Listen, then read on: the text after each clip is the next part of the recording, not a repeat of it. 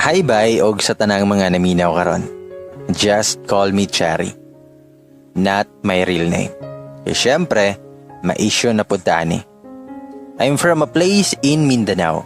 I just want to share my story kay I know nga daghan mo og ma-learn with our relationship and how we get married at a young age. Let's call my husband Rod.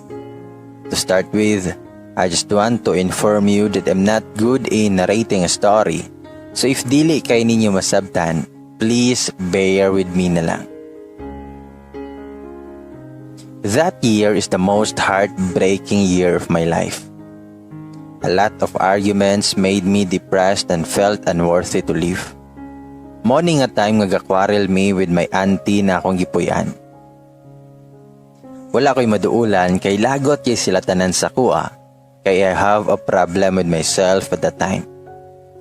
I am a product of a broken family and I want my parents to reconcile. But then so sad nga wala jud na hitabo akong gusto. To cut the story short, it came to the point nga nagbigti ko pero na-save ko sa akong mga classmates. Because of what happened, nag-decide na akong auntie na polion ko sa akong lola para mas matagaan kog atensyon. Ani transfer kog school para pod new environment and ma-refresh sad ko. I came to my new school lonely because of leaving my friends. That was the time na nakailan ako si Rod. It was a coincidence tungod classmate mi sa nursery. I knew him before pero bata pa kay miato.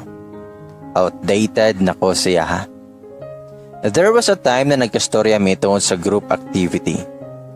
Nakaila-ila migbalik. Sa akong na-observe sa iya is padlungon, sipat, kiat. Sige pakatawa na murag makairita usahay kay panagsa mo sobra siya kagara. He is a basketball player. I was a fan of Dota 2. Lahi rajod. That was the way nga nung nagka-close me. Sige may istorya about Dota. Hawod kisyana. Ako dili ko hawod modula but ganahan ko magtanaw sa mga streamer. The night time nga nakipagdula siya sa kuha, ginasungog ko niya kay sige ra ko kadad. Until such time, mura namig magnet na always magkadikit, murag partner in crime. Sa high school life, more on kilig, sungog-sungog, tapos pa OA dayon. My classmates even tease us when we talk. Nagkailhanay na mi og maayo and happy kay ko with them. I came there on August that year. Tapos naging kami was on January the next year. At the first month of our relationship, murag na awkward na ko siya ha kay syempre, lahi na biya ang friends og relationship as boyfriend and girlfriend.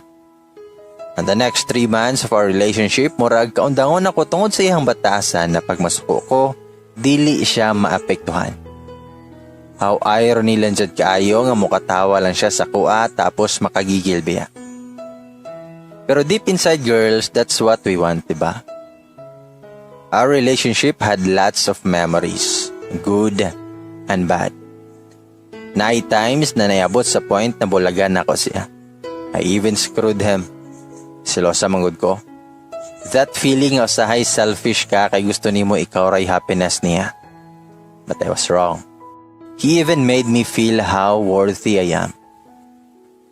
Kato miabot siya sa akong kinabuhi, makaingon jud ko nga blessing siya because genuine na kaayo akong life. Dili na ko ma-anxious di pareha sa una nga gamay butang last dayon ko.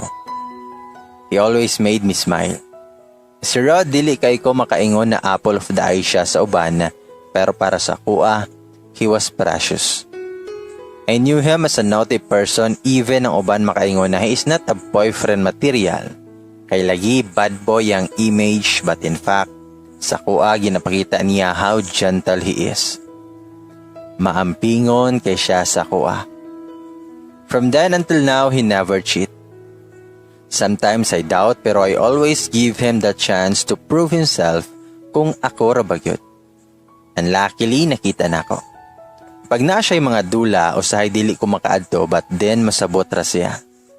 I'm his biggest fan.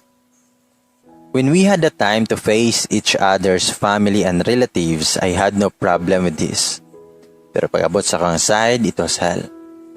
Night times nga okay sila sa iyaha, but sometimes kinahurat siya like pag magkita nila na magkuyog may pusilon daw siya or kulatahon. Napoy kaisa nga gikod siya sa akong uncle without any reason. That's why we're not able to show to everyone what's with us. Pero I understand the situation because somehow, we are still young in having a relationship. I had emotions mixed up. I was afraid, pero he never gave up. He fought for us. He is manly. Man enough nga usahay pag magkaadto siya sa moa, lutuan miniya sa akong relatives. Mutabang siya sa trabuon sa balay and he gave me so much of his time.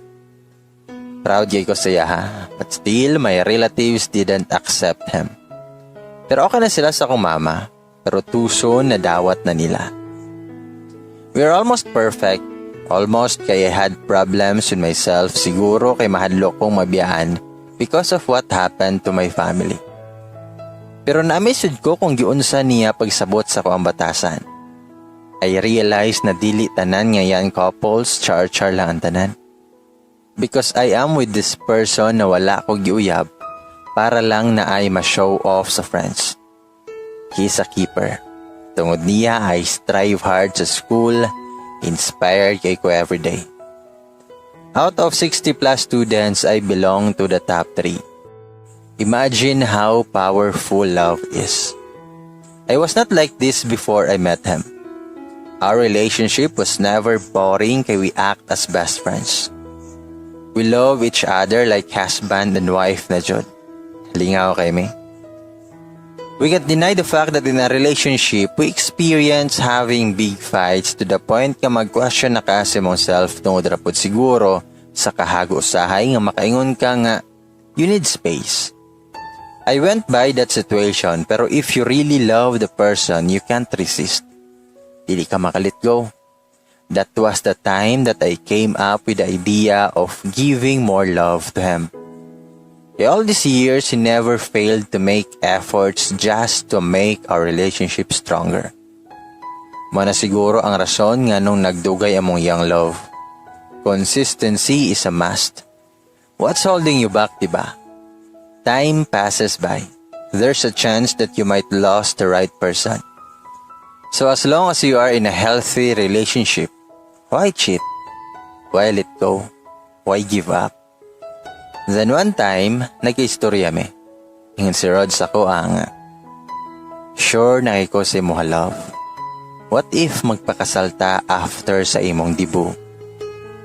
Mintubag ko nga, pwede day na. Ready na ba ka sa responsibilities? We don't have the means financially. Mitubag si Rod nga, makakita tag ways para makaya na to. Kung dili takapasagdan love, kinsay niingon na dili na ka mo eskwela. Mo eskwela gihapon ta love. The point is kasal na ta na naibasbas ikan kay God atong relationship. We can and we will. Will you marry me? Nahunong ko sa iyang istorya. I don't know. I'm confused. Daghan kong mga what ifs sa nga time pero I remember the times na he was been there for me when I was down. Siyempre, kulba na desisyon, kay once in your life lang ka musugot nga magpakasal, diba? So I think multiple times. Behind my critical thinking, on the other hand, wala ko kabalo how lucky am I nga giplano na niya ang tanan. By the way, he was only 19. It was a hard time for me in making that decision. So giconsult yun na ako kong mother. That was on my debut, kay niuli akong mother, I didn't ask for a big celebration. Nag-outing lang me together. Ingon ako mama sa ko nga, para sa ko anak, tagsa na lang ka makita og lalaki na parehas niya na. Base sa ko nakitaan, layo ra kay siya sa imong papa. Mitubag ko nga, magpakasal na mi ma? Masugot ka? Mitubag akong mama nga, manamig istorya na. Pero after sa kasal, eskwela gihapon mo. Dili man sa nahadlang sa inyong mga pangandoy. Pwede man nga dili sa mo magipon. Gusto ti ka maadto sa mayong kahimtang nak, so kung malipay ka na magpakasal mo, walay problema sa kuha. Nagpasalamat ko sa kuhang mama. Sa walay duduha, niyas ko sa giingon ni Rod. I finally had enough time to make the decision. On our 4th anniversary, we officially got married at a church na akong gipili. Then we invited our close friends lang, relatives, and important people. I can't believe na nakaya na mo. Nakaya niya i-prepare ang wedding na mo alone. Like the actual day, na-surprise ko sa grabe nga effort niya. Modang busy siya usahay sa basketball trainings na ginalid niya to earn money. There's no such things in this world that can buy happiness. It is a blessing. I can't believe na I am already married right now. Dali ra kayang panahon, dili ko makatuo na iyahan ako completely. He was very responsible. Our love grows even stronger than before. Kanang makatulog ko og tarong kay wala ko'y kulba na inigugma na siya sa lain. Wala ko nagmahay na nagpakasal ko siya ha. He gave me the reason to tell myself that I am more than enough. It was the most memorable day for a girl nga magsuot og bridal gown. Walking the aisle, reading vows and stole his surname. Tapos habang naglakaw ko sa aisle, nagahilak siya which made me felt a dream came true. Shout out to all the people who helped us to make this happen. This year is our flight back to Japan. He's now a mechanical engineer and I am a private nurse. Lucky kay me to have the opportunity to work in Japan together. It's been 8 years ago. We proved to the people who doubted us na we can make it together finally. Not to brag, but to inspire you. By the way, wala pa may baby ha. Not now, siguro focus sa og invest for the future. Sa mga teenager readers, basig na amoy plano magpakasal ha. But think a million times if ready na ba jud mo. For sure na ba mo with your partner. Wala BI divorce ang Pinas guys. Siguro blessed lang ko to have Rod na jackpatan. An advice lang po, nga to love is not easy. But if you love the person, you will love the idea of loving wholeheartedly. Walang labis, walang kulang. Salamat sa inyong pagpaminaw. Ladies and boys, mga ka na ang confession ni Chari.